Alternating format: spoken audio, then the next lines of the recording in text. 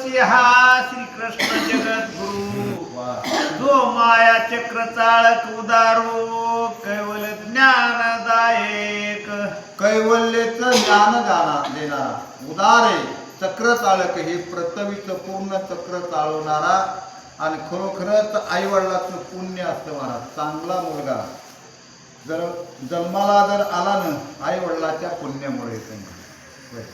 कशामुळे येतो?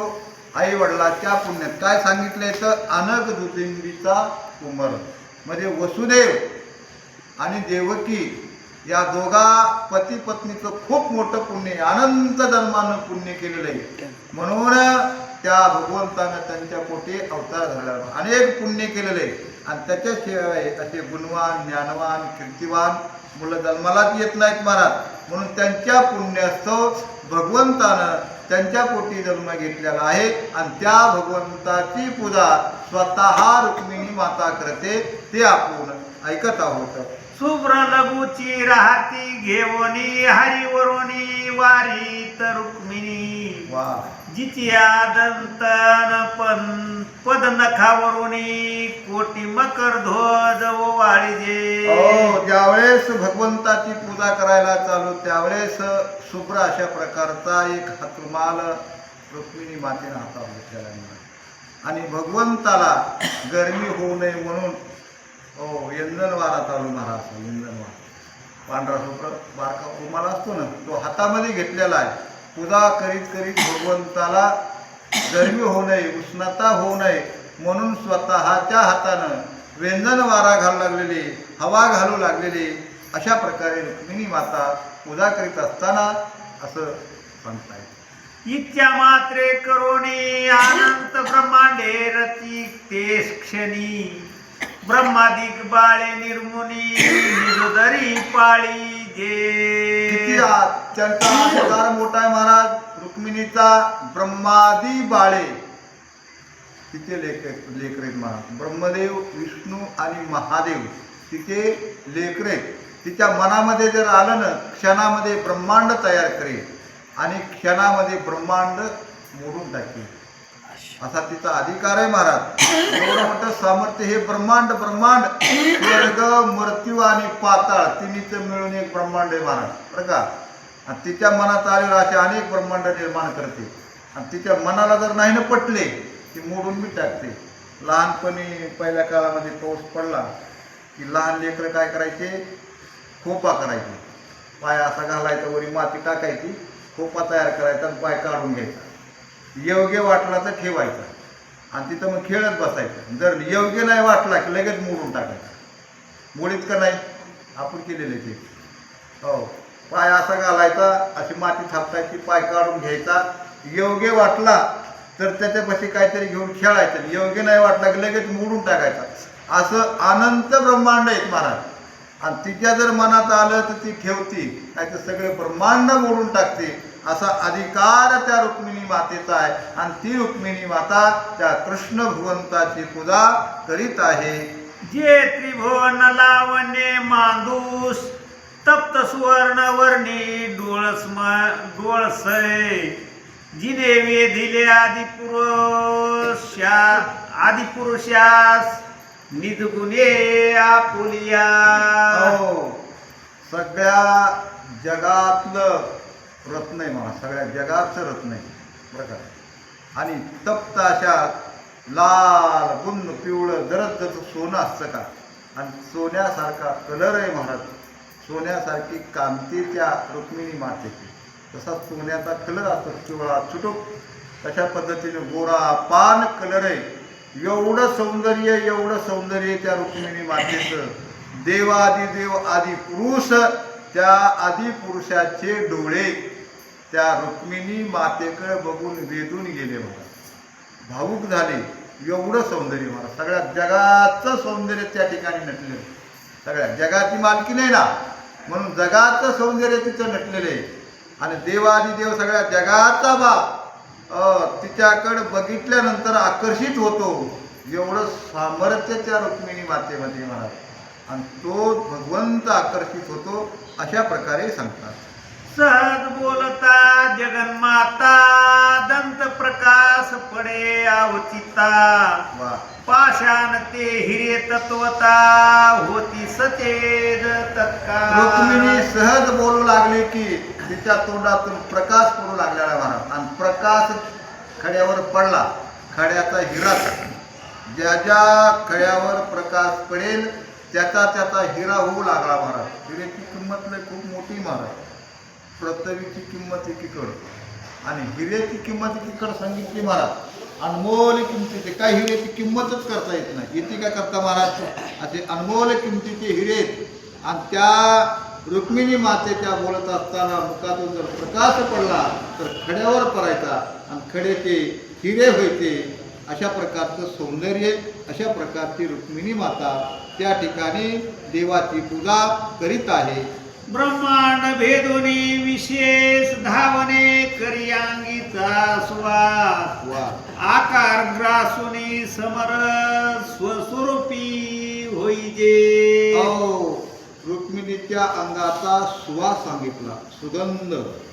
या पूर्ण ब्रह्मांडामध्ये स्वर्ग, मृत्यू आणि पाताळ तिन्ही ब्रह्मांडामध्ये तिच्या अंगाचा श्वास पसरलेला आहे महाराज. जेवढा जी काही सुवास येतो का सुगंध महाराज, ती लक्ष्मीच्या कृपेनेच आहे महाराज. रुक्मिणीच्या कृपेनेच आहे सगळा येणारा सुवास. तिची जर कृपा झाली तर सुगंध येतो महाराज, आणि अवकारपा जर झाली तर सगळ्याचा वास होतो महाराज, वास. हो, तिची ज्याच्या ज्याच्यावर कृपा आहे का महाराज त्याचा त्याचा सुगंध सुटलेला आहे, आणि ज्याच्या ज्याच्यावर कृपा आहे का महाराज त्याचा त्याचा दुर्गंध सुटलेला आहे. दुर्गंध सुटल्यावर कोण विचारतो कुणाला? सुगंध सुटल्यावर ते विचारतात ना. म्हणून ज्या मातेचा सुगंध सुटलेला आहे आणि ती जगन्माता कृष्ण भगवंताची पूजा करीत आहे. सहज चालता हंस गती पदतळा मुद्रा जेते उमटती तेथे सुवास कमळे विकसती धन्य स्थिती झाले म्हणे. धन्य स्थिती झाली म्हणे. सहज चालता हंस गती. कशा गतीनं चालता? हंसाची गती जशी आहे. आपण हंस बघितलाच नाही, बघितलाय का? ते कुणी बघितलाय का हंस? नाही बघितलं.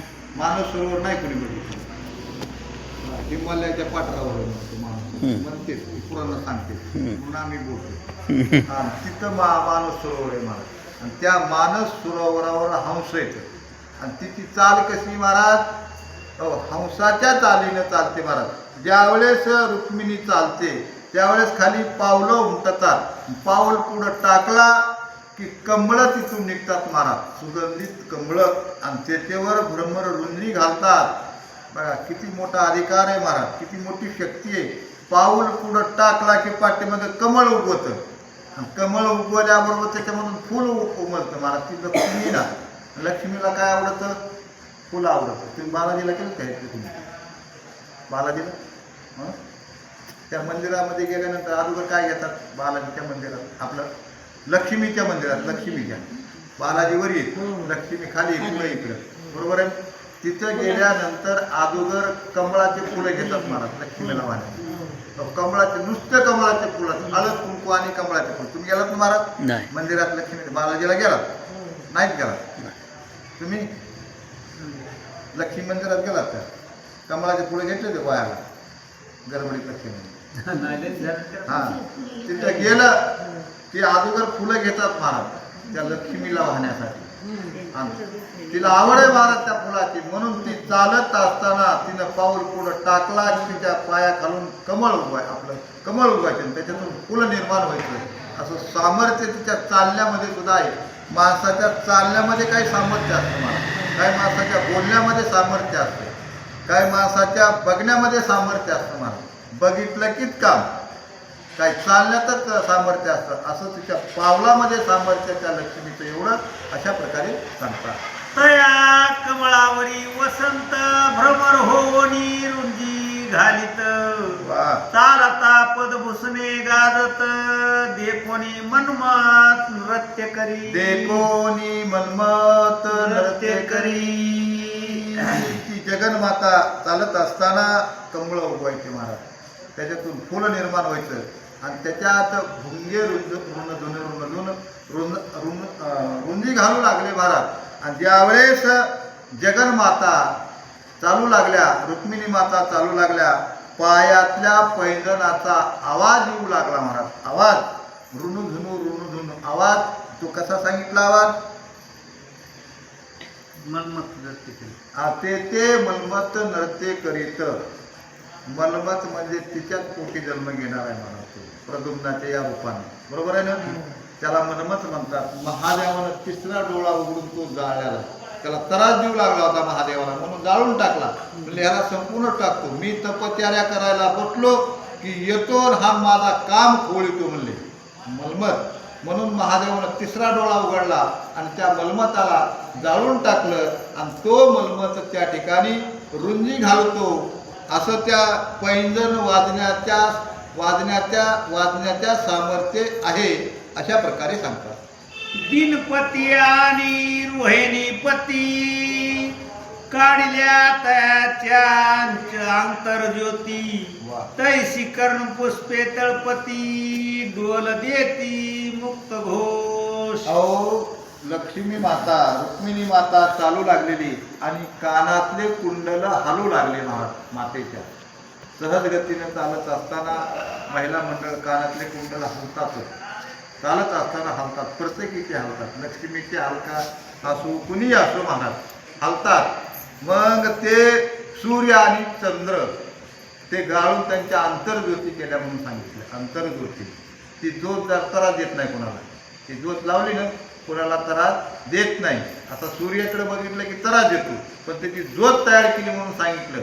सूर्य आणि चंद्र गाळून आणि एका कानात सूर्य आणि एका कानात चंद्रच येऊन रुक्मिणी मातेच्या बसलेत का काय असं दिसू लागलेलं आहे. आकर्ण विशाल पद्मनयन अंजन सोगयाचे विराजमान. तडित प्राय झळके पितवसन शोभे मुक्त लग कंचुकी. आकर्ण नयनच महाराज शोभायमान दिसतात. लक्ष्मी मातेचे लक्ष्मी महाराज आणि लक्ष्मीचे डोळे आकर्ण आहेत, शोभायमान दिसतात. आणि त्याच्यामध्ये पुन्हा अंजन भरलेले बरं का, काजळ लावलेले. आणि आधी डोळे सुंदर महाराज आणि पुन्हा काजळ लावल्यानंतर पुन्हा शोभून दिसतात महाराज. बरोबर आहे ना? शोभून अशा प्रकारे दिसतात. मग त्या लक्ष्मी मातेची कंचुकी सांगितली महाराज, ब्लाऊज सांगितलं आणि ते शुभ्र वर्णाचं पांढऱ्या रंगाचं सांगितलं. आधी देखणी लक्ष्मी महाराज आणि पुन्हा पांढऱ्या रंगाचं असणारं ब्लाऊज आहे, जम्पर आहे आणि अगदी एकदम शोभून दिसू लागलेले. आपण जसं फुटवर लक्ष्मी माता बघतो का, बघतच राहावं वाटतं माणूस, बघतच राहतं माणूस. अशा प्रकारची ती लक्ष्मी माता दिसू लागलेली आहे. वज्र तुडे मंडित हस्त अवतार मुद्रा दाही झळकत. पातूचे पदक कंठी तळपत मुक्ताहार पितवर्ण दिसती. लक्ष्मी मातेच्या कंकणाचं असताना वर्णन केलं महाराज. वज्र तुडे, त्याचा भंगच होत नाही, वज्राचा भंग कधी होत नाही. तसे वज्र तुडे हातामध्ये आणि पुढं 5 बोटामध्ये 10 बोट आहेत. 10 बोटामध्ये अंगठ्यात महाराज 10 उतारात. भगवंतानं 10 अवतार धरले आणि त्या 10 अवताराबरोबर लक्ष्मी त्यांच्या बरोबरच आहे महाराज. म्हणून ते असणारे खून आहे देवाचे. 10 बोटामध्ये 10 अवताराच्या मुद्रिका आणि अशा प्रकारे ते हात, ते कंकण, ती असणारी माता शोभून दिसू लागलेली आहे. आसो आईसी ते ज्ञान कळा सुंदर हाती घेऊनी लघुचीर. शिरादीची लहरी परिकर उडविता वस्त्र तैसे दिशे. असो ती रुक्मिणी, आता वर्णन केलं का रुक्मिणीचं. आणि ती रुक्मिणी माता हातामध्ये लहानसा एक रुमाल घेतलेला आहे आणि भगवंताला पूजा करीत असताना वारा घालू लागलेली महान वारा. जशा पद्धतीनं समुद्राची लहर उडते का, समुद्र बघितला ना, कोण गेलं समुद्राच्या करायला, समुद्राची लाट उडती महाराज. ती बी पांढरी शुभ्र असते ती लाट. आणि तशा पद्धतीने हातामध्ये रुमाल आणि त्या लाटेसारखा दिसू लागलेला आहे. अशा प्रकारे भगवंताला यंजन वारा घालू लागलेली आहे. हस्त हलता किंचित पयधर होती कंपित. हरी स्वरूप देखता लज्जित कृष्ण मुख ते झाले. कृष्णमुख ते झाले. माता हात आवडू लागले मला. आणि ज्यावेळेस माणूस कार्य करतं का माणूस कार्य करीत असताना माणसाचे पूर्ण अवयव हलतात. सगळे अवयव हलतात. माणूस कार्य करीत असताना कोणतंही करू कुठेही करू सगळे अवयव हलतात आणि ते बघून कृष्ण भगवंताला खूप मोठा आनंद होतो महाराज. आपली पत्नी आपल्या समोर बसलेली आपली सेवा करीत असताना कुणाला आनंद होणार नाही? अहो तो तर देव आहेत ना. आपल्याला आनंद होतो महाराज. होतो का नाही? पत्नीलाही आनंद होतो आणि पतीलाही आनंद होतो. आणि तशा पद्धतीने भगवंताला ज्यावेळेस रुक्मिणी माता भगवंताचं कार्य करू लागली, अवयव हालू लागले, त्यावेळेस भगवंत बघत असताना खूप मोठा आनंद त्यांना होत आहे. हरिकर प्रताप दे कोणी निवाड लपले दिव्य कंचुकी आड सुकुमार दोघे परम भ्याड पलवे धाकी जगन्माता. पल्लवे झाकी जगन्माता. जी काय जगन्माता आहे पुरुष आणि स्त्री, पुरुष याचा आणि स्त्रीचा जो काही एकांत आहे का या ठिकाणी श्रीधर स्वामी वर्णन करतात. हे कुणाला चुकलं नाही महाराज. देवाला चुकलं नाही, मानवाला चुकलं नाही, पशुला चुकलं नाही, पक्ष्याला चुकलं नाही, कुणाला चुकलं नाही महाराज. स्त्री आणि पुरुष हा यांचा एकांत असतो आणि तो एकांत श्रीधर स्वामी वर्णन करून सांगतात. आसो लघुची रौडविता रुक्मिणी बोले हरिशी सुवाशिवदनी तुम्हा योग्य मी नाही चक्रपाणी चातुरे काही समजेना. कृष्ण भगवंताची पूजा झाले. कृष्ण भगवंताची सेवा लक्ष्मी करू लागली. यंजनवारा घालीत असताना म्हणत आहे देवा तुमच्या योग्यतेची मी दिसत नाही. दिसायलाही तुमच्या योग्यतेची नाही, बुद्धीलाही तुमच्यासारखी बुद्धी नाही, मन